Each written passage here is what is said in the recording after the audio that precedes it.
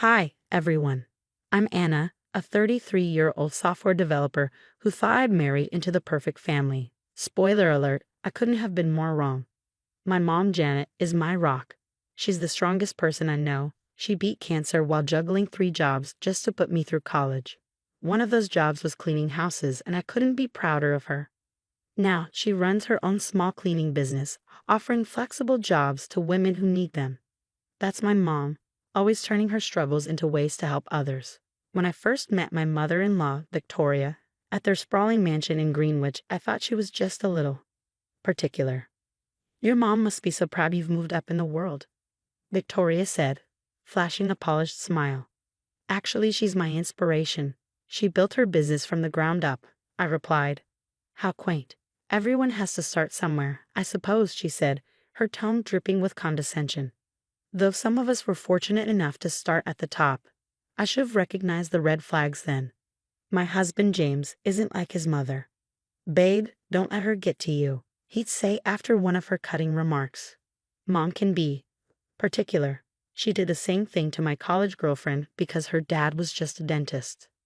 James' sister, Emma, was more direct. "Oh, that's just how she is about status," Emma told me over lunch. "Nothing's ever good enough."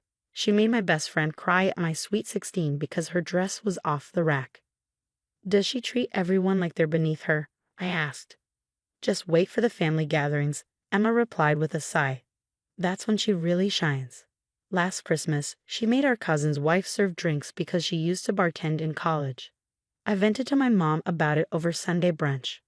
Honey, some people are so empty inside, they need to make others feel small just to feel big," she said, her voice steady as ever. "I just want things to work out. James is great, and his dad, Robert, seems nice enough." "Robert's nice, but spineless," Emma said when I mentioned it the next day. "Mom controls everything. Parties, charities, their entire social circle. She even picks out his clothes and tells him who he can golf with." "How do you handle it?" I asked. "I moved 3 states away," Emma said, stirring her coffee nervously. "But now that you're here," she hesitated. "Just watch your back. Victoria has a way of making problems disappear. My last serious boyfriend, he got a dream job offer in Singapore after Mom decided he wasn't Miller material. I brushed it off, determined to focus on my new life with James. We were happy in our little bubble, but Victoria's perfect family parties were impossible to avoid. "James, sweetheart, the Memorial Day gathering is coming up," Victoria announced over dinner one evening. "Anna, dear, do try to dress appropriately this time. Those Target dresses you favor are better suited to casual outings."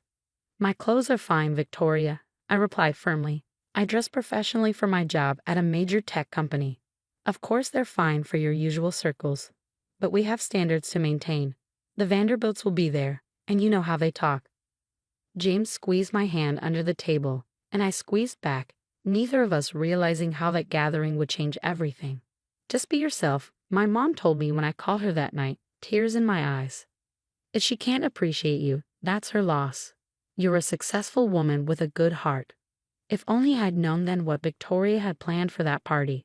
I was still trying to play nice, still hoping to be accepted into a family that looked so perfect on the outside. But sometimes the prettiest facades hide the ugliest truths. The Miller family's facade was about to crack wide open. The Memorial Day party was in full swing at their estate, with champagne flowing and guests mingling around the garden fountain. When Victoria approached me at the Memorial Day party, she carried something behind her back. Her smile was as polished as ever, but there was a glint of malice in her eyes. "Oh, Anna dear, I have just the thing for you," she said sweetly, drawing the attention of the nearby guests. Slowly, she revealed what she was holding. A stack of cleaning rags, neatly folded and tied with a ribbon, as if they were some sort of prize. The chatter around us died instantly. "Since your mother was so experienced in this area," she began, her voice dripping with mock sincerity, "I thought you might help ensure everything stays spotless during the party. It's in your blood after all." My hands trembled as I stared at her, barely able to process what I was hearing. "Excuse me?" "Well," she continued, unbothered by the growing tension, "your mother did spend years scrubbing toilets, didn't she? Even during her unfortunate medical situation. Such dedication to menial work is admirable." Before I could find my voice, James rushed over. Mom, what are you doing? Just trying to make Anna feel useful, darling, she said, her tone so saccharine it made my stomach churn. We all know she's more comfortable with domestic tasks. Emma appeared at my side, her face a mask of anger. You've gone too far, Mother. I'm simply acknowledging her heritage, Victoria replied with feigned innocence. Not everyone can be born into proper society. The words pierced through me like daggers, but I stood tall, my voice rising to match the fury in my chest. My mother beat cancer while keeping me in school, I said firmly. She built a successful business from nothing. What exactly have you built, Victoria? Victoria's smile faltered, replaced by a flash of fury. How dare you speak to me that way in my own home? She turned to James. Are you just going to stand there and let her insult me? Stop it, Mom. You're embarrassing yourself, James snapped. Robert. Victoria shrieked, turning to her husband, who was loitering nearby with a drink in hand. Come control your son. Robert wandered over, looking more annoyed than concerned. Now, everyone calm down, he said, waving his free hand lazily. I'm sure Victoria meant no harm.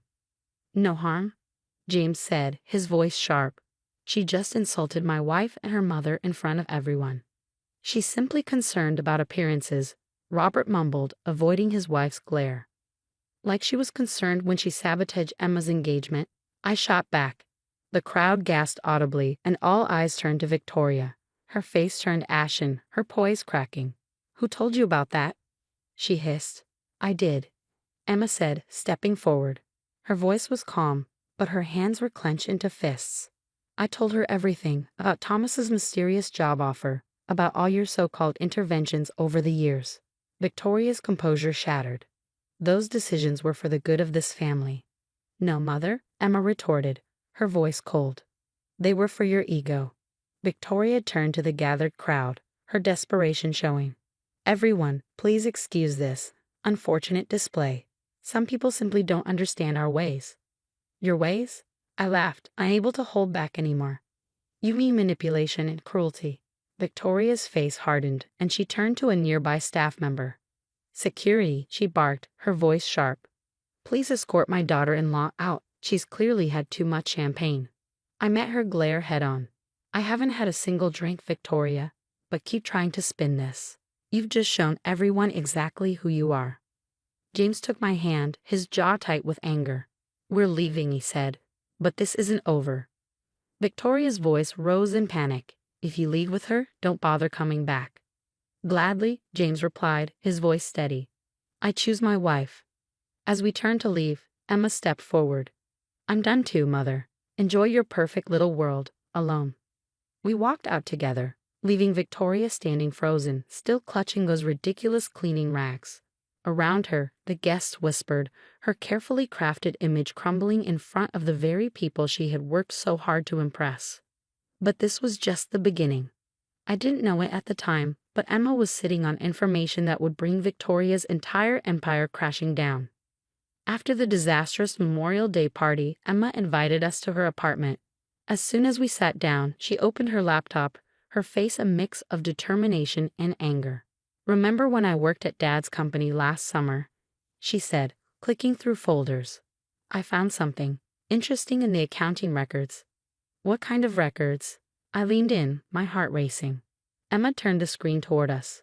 Look at these transfers. Mom's been siphonning money from Dad's company through fake charity organizations she created. James's eyes widened as he stared at the numbers. $500,000. Where's it all going? Emma snorted. Designer clothes, secret spa trips, and get this, paying private investigators to dig up dirt on anyone who marries into the family. She hired private investigators? I asked, stunned. Oh, it gets worse. Remember my ex, Thomas? She paid his boss to offer him that job in Singapore. She wanted him gone because he wasn't Miller material. Before I could respond, my phone buzzed. A message from my boss popped up. We received an anonymous email claiming you stole proprietary code. My stomach dropped. You've got to be kidding me. She's trying to ruin my career now. Classic move, Emma said, pulling up more documents. She did the same thing to Dad's secretary last year when she thought the woman was getting too friendly with him. James was pacing the room, running his hands through his hair. "We need to take this to Dad." "Wait," I said, checking my phone again. A text from my mom appeared. "Victoria's been posting horrible things about me online. Fake accounts calling me a gold digger who faked cancer for money." Emma's jaw tightened. "She's been doing that for years. Look at this." She opened another folder filled with screenshots. Fake reviews tanking businesses, burner phones she uses to harass people, even anonymous complaints filed against family members. James pointed at a bank statement on the screen. "She's draining Dad's retirement accounts for all of this." Before we could process the full scope of it, my mom called. "Someone just contacted all my cleaning clients, telling them I'm under investigation for theft," she said, her voice trembling. "That's it," Emma snapped, grabbing her keys. "We're taking this to Michael." Michael was Dad's business partner, and he'd already been suspicious of Victoria's spending for months. "He'll help us," Emma said confidently. "These fake charities are using the company's tax ID numbers. It's all fraud." Just then, James's phone buzzed. "Mom's trying to get Dad to make me sign a post-nup," he said, reading the text aloud. "Says she doesn't trust me with the family money." "More like she doesn't want anyone digging into where the money's going," Emma said bitterly, closing her laptop. "She's getting sloppy, but we need to be careful." Too late for careful, I set my voice steady. "She's been destroying lives for years. It's time to end it." At Victoria's annual charity gala, our carefully constructed world began to crumble. The night started as usual, lavish decorations, expensive wine, and a crowd of socialites hanging on her every word. Victoria stood at the podium, accepting yet another award for her so-called philanthropic work, when Michael interrupted. "I have some questions about the Miller Family Foundation's finances," he said, standing in the middle of the crowd. Victoria froze, her smile faltering. "This isn't the time or place, Michael," she said sharply. "Actually, it's the perfect place," he countered. "Would you like to explain where the $500,000 went?" The room went silent as Robert stepped forward, confusion etched across his face. "What's he talking about, Victoria?" "Nothing, dear," she said quickly, her voice trembling. "Just a misunderstanding." "The only misunderstanding," Emma said, stepping into the room with a stack of papers, "is that we trusted you all these years." Victoria's composure cracked as she looked around for support. "Security," she barked. "Remove them." "They won't help you," Michael said, holding up his phone. "The FBI is already reviewing the evidence of your embezzlement." Murmurs rippled through the crowd as Victoria gripped the podium, her knuckles white.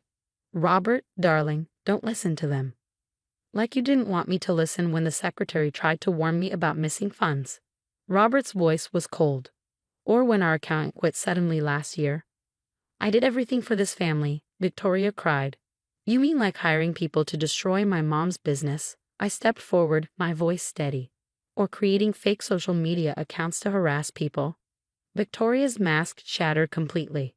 "You gold-digging little—" "Careful, Mother," James said, cutting her off. "The reporters you invited are still here, and they're still recording."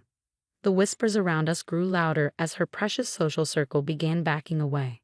"You can't prove anything," Victoria spat, desperation in her eyes. "Actually," Michael said, projecting documents onto the screen behind her, "we can prove everything." Robert stared at the evidence, his face pale. "Our retirement accounts, empty?" "I needed that money," Victoria pleaded. "For what?" Emma demanded. "To ruin lives, to buy silence, to destroy anyone who threatened your perfect image." The murmurs turned to open disdain as guests started heading for the exits. "Robert, please," Victoria begged, reaching for him. "Save it for your lawyer," he said coldly, stepping away. "I want a divorce." "And the board wants your resignation," Michael added. "Effective immediately." Victoria tried one last time. "I can explain everything." "Like you explained away Thomas?" Emma said, her voice breaking. "Or Olivia's restaurant, or every other life you've ruined?" Comments for part 2. "I did it because I love you," Victoria cried. "No," James said, wrapping his arm around me. "You did it because you're toxic, and we're done." As the police arrived, Victoria's carefully constructed facade crumbled. Her social circle abandoned her, her reputation shattered, and her empire of lies exposed.